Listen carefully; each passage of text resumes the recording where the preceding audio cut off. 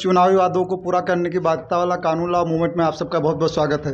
दोस्तों, जैसा कि आप जानते हैं कि हमारा संगठन लगातार भारत सरकार से चुनावी वादों को पूरा करने की बाध्यता वाला कानून बनाकर चुनाव के समय किए गए वादों की जवाबदेही तय करने की मांग करता आ रहा है। उसी कड़ी में हम समाज के विभिन्न लोगों से मिलकर उनकी राय जानते रहे हैं।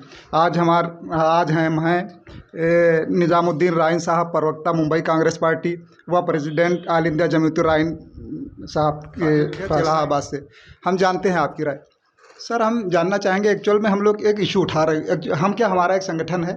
हम लोग भारत सरकार के से काफ़ी समय से मांग कर रहे हैं कि भारत में चुनाव के समय जो भी वादे राजनीतिक पार्टियां करती हैं उनको पूरा करना कानूनन कंपलसरी किया जाए। हम लोग मांग कर रहे हैं कि चुनावी वादों को पूरा करने की बाध्यता वाला कानून बनाकर चुनाव के समय जो भी वादे किए जाते हैं उनको पूरा करना कंपलसरी किया जाए। सर, आपकी क्या राय है हमारी मांग के ऊपर? क्या ऐसा कोई कानून बनना चाहिए? ऐसे कानून बनने के लिए सदन में हमारी दो ऐसी संस्थाएं हैं, राज्यसभा और लोकसभा। लोकसभा में इस तरह के बिल पेश हो और कानून बनना चाहिए, और जो झूठे वादे करके जाते हैं इनको सबक मिलना चाहिए, और नहीं हो तो उसमें सजा की एक प्रावधान होना चाहिए। ये ज़रूरी है कि हमारे यहाँ जो लाभान्वित बाधाएँ करके और जनता को दिग्भ्रमित करके वोट ले लेते हैं, तो इस तरह के कानून आना लाजमी है।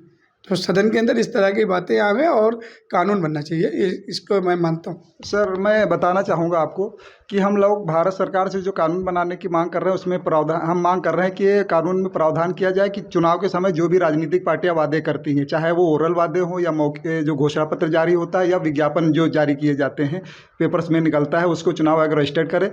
जिस भी पार्टी के वादों पर भरोसा करके जनता उसको सत्ता में लाती है, एक निश्चित समय सीमा के बाद जनता से किए गए उनकी वादों की जवाबदेही तय की जाए। यदि सत्ताधारी अपने वादों को पूरा करने में असफल पाई जाती है तो उसे कम से कम अगले एक चुनाव के लिए प्रतिबंधित किया जाए। जैसा कि आपने कहा था सजा के प्रावधान पे मेरी अपनी राय ये है कि कम से कम उस पार्टी को अगले चुनाव के लिए प्रतिबंधित किया जाए। यदि कोई सांसद या विधायक अपने वादों को पूरा नहीं करता है तो कम से कम उसे अगले एक चुनाव के लिए कम से कम उसको जो आयोग घोषित किया जाए, उसको चुनाव लड़ने पर प्रतिबंध लगाया जाए।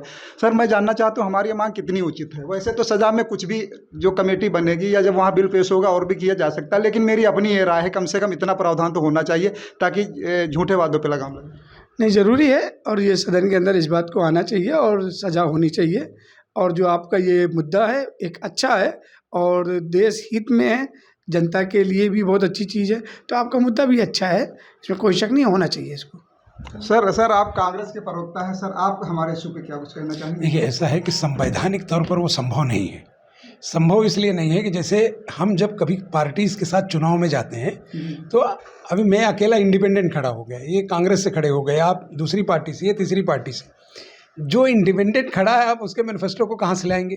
दूसरी चीज़ ये कि इस देश में लाखों से ज़्यादा पार्टियां चुनाव में रजिस्टर्ड हैं, कितनों के लिए आप डाटा लाएंगे? सरकार का अपना एक बजट होता है। आज हमने अनाउंस किया कि साहब हम अगली बार चुनाव जीत कर आएंगे तो हम आपको ये 10 चीज़ें फ्री देने वाले।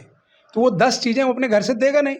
जो पॉलिटिकल पार्टी की सरकार आई है, भारत सरकार का जो कलेक्शन है, अगर सेंट्रल में, स्टेट राज्यसभा में, अपना राज्य में है तो राज्य की सरकार उस कलेक्शन का एक बड़ा हिस्सा उसके लिए वो सेटअप करता है कि ये मुझे उसको खर्च करना है। लेकिन अब ज़रूरी नहीं है कि जो टैक्सेस हैं वो पूरे आएँ। दूसरी चीज़ है कि बहुत सारी बार हालात बदल जाते हैं। आपने जो प्रोजेक्ट किया, आज मान लीजिए कि बिजली है, आपने कहा कि साहब हम बिजली फ्री दे रहे हैं।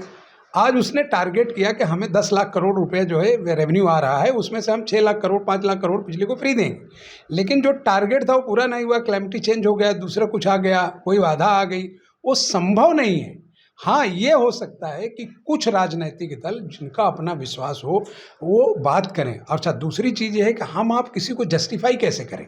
जस्टिफाई करने के लिए भाई हमने कहा कि अबकी बार हम चुनाव में आएंगे तो हम घर में मोबाइल देने वाले हैं। अब आप इस आस में बैठे हुए हैं कि हमको मोबाइल जो है वो अंडराया आएगा, और हमने चाइना का 150 रुपये वाला भी मोबाइल दे दिया। तो वादा तो हमने पूरा किया ना, उसमें हमने लिखा नहीं है आपको। तो ये काम बहुत अच्छा है कि अगर ये सेटअप हो जाए तो लोग झूठ बोलना बंद कर दें। लेकिन ये झूठ बोलने का इशू नहीं है, ये ऐसा संवैधानिक विषय है जो इतना आसान नहीं है कि वो लागू हो सके। सर, जैसा आपने कहा कि जो है घुमा के चीज़ें फ़ोन में लिखा हुआ नहीं है, तो सर ये तो फ्रॉड में आता है ना। अभी जैसे यूपी में चुनाव होने वाले, राजनीतिक पार्टियां, कोई कहता है हम स्कूटी देंगे, कोई लैपटॉप देने की बात कर रहा है, कोई 5 लाख रुपया कैश देने की बात रहा है। मुझे अगर इनसे पूछे जाके कोई पार्टी, कोई भी व्यक्ति कि आपके पास बताइए कितना बजट कहाँ से आया, कितना कितना बजट लगेगा, या आप कहाँ से लेके आए, किसी के पास कोई जवाब नहीं होगा, सिर्फ ये कह देते। तो ये जो आप कह रहे हैं कि अभी पिछली बार देखने में भी आया कि बेनिफिशियरी जो अभी तो कुछ कहा जा रहा है, बाद में जब सत्ता में आ जाते हैं तो बहुत सारे उसमें कायदे कानून लगा दिए जाते हैं, उसमें बहुत सारे वो ये इनको नहीं मिलेगा, ये उस दायरे से बाहर, उस दायरे से बाहर। तो ये तो फ्रॉड की कैटेगरी में आता है, जबकि फ्रॉड के लिए सजा है, हर हाल में सजा है। आखिर इनके लिए क्यों छूट? ऐसा है कि जब कोई प्लान करते हैं या कोई चीज़ लाते हैं तो उसका रास्ता अपने आप पहले से खुल जाता है। टी.एन. शेषन ने जब राजनीतिक बदलाव के लिए कोशिश की तो ऐसा नहीं था कि उससे पहले संविधान में नहीं था, संविधान में सब था, सिर्फ टी.एस. शेषन जैसा अधिकारी नहीं आया। टी.एस. शेषन जब अधिकारी होकर आया तो उसने समझौता नहीं किया, सरकारों से भिड़ गए तो सरकारों ने उनके खिलाफ बहुत सारी कोशिशें की, लेकिन फिर अदालत में गए। आज और तब की अदालत में भी डिफरेंसेस आ गए। आज तो आपको मुकदमे की जो जजमेंट आना है पहले पता होता है मीडिया को, और अभी जजमेंट लिखा ही नहीं गया तो अब डायरेक्शन आता है कि भाई ये जजमेंट ऐसा लिख दो। तो उस ज़माने में टी.एस. शेषन ने इस बॉडी को, इलेक्शन बॉडी को, क्योंकि देखने वाली वही है, सरकार से उसका कोई संबंध नहीं आता, सरकार हाथ उठा देगी हमने तो कहा ही नहीं, या हमने कहा तो आपके पास क्या एविडेंस है।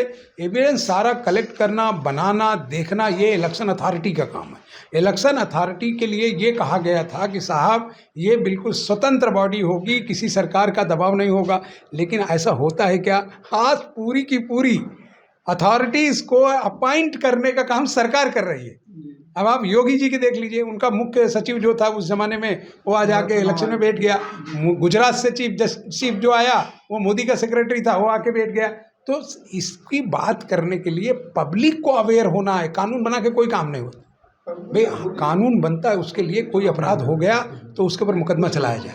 आप बोल रहे हैं कि साहब ये कानून, ये गुनाह मत करना, हम मुकदमा बनाएंगे आपके ऊपर, तो अभी किया कहाँ और करेगा कैसे? तो रास्ता पहले निकाल लेता है। तो रास्ता नहीं निकले इसलिए अपराध की श्रेणी में जो आता है उसके लिए होने के बाद मुकदमा कायम करिए, उसको जेल भेजिए। और ये संभव इसलिए नहीं है कि हमारी अदालतों में जो सिस्टम है वो मार देता है। आज आप एक आदमी ने रेप किया, उसके लिए सीधा प्रावधान है कि 8 साल सजा होगी ना, सीधा उम्र फांसी होगी, सब हो जाएगा। आप देखते हैं कि उस मुकदमे को चलने तक गवाह मर जाता है, पीड़िता की शादी हो जाती है, मेडिकल रिपोर्ट बदल जाती है, सारा सिस्टम में से वो अपने आप बाहर चला जाता है। वो एफआईआर करने वाला बोलता है हमने तो लिखा था, और आपने भी कहा कि साहब तो पकड़ लिया है और दिखा दिया है, रिटर्न आया क्या? उस पर कुछ नहीं हुआ। क्यों? क्योंकि ये सब लोच है। और ये तोड़ने का काम कौन कर रहा है? समाज का एडवोकेट। वो कहाँ से आता है? आपकी हमारे बीच से। तो बचाएगा कौन आपको?